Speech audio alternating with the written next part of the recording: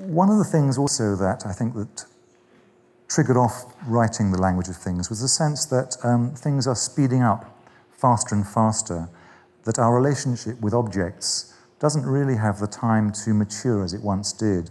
Objects once were things were seen as possessions which you might have for your whole life. You might hand it on, you might give it to somebody. It was about maintaining memories, and by and large things tended to look better as they grew older. This doesn't seem to be the case now. I can remember when Jonathan Ive produced this for Apple. It was one of the products that saved the company from financial oblivion, and at the time it seemed like the freshest, coolest thing imaginable. The idea of citrus-colored laptops, wow, of transparency, of translucency. I got one and I thought, this is something that's so smart, I'm going to grow old with this one.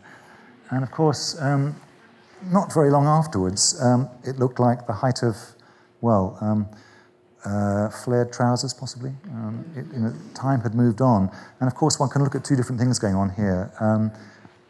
This is actually it's not the one I bought personally, but it's the same model that my last laptop I bought in a moment of weakness in a duty-free store at Heathrow Airport in London, which is not the kind of place where you normally expect to be seduced by retail magic.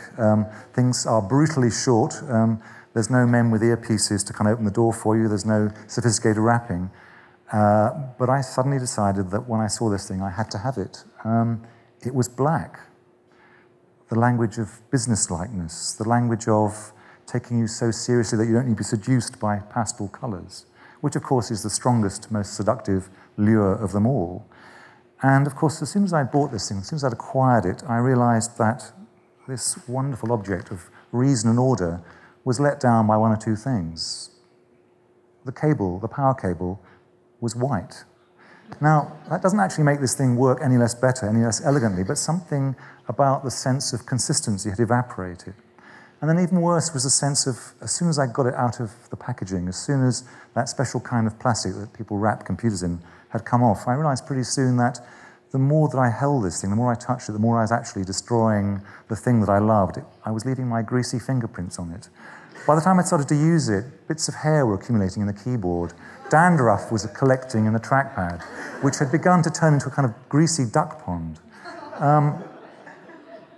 And something about design has gone wrong when we've lost that sense of making things grow and mature in a way that makes them more desirable rather than less. And of course, what Jonathan Ive had done for Apple was something very similar to what Ettore Sottsass had done in 1972 for Olivetti. Olivetti was a manufacturer of business equipment, and Sottsass, the genius of Italian design, came up with the idea of treating a serious business-like object, a typewriter, which up till then signified being chained to a desk and labor, and probably low-status labor at that, female-dominated labor.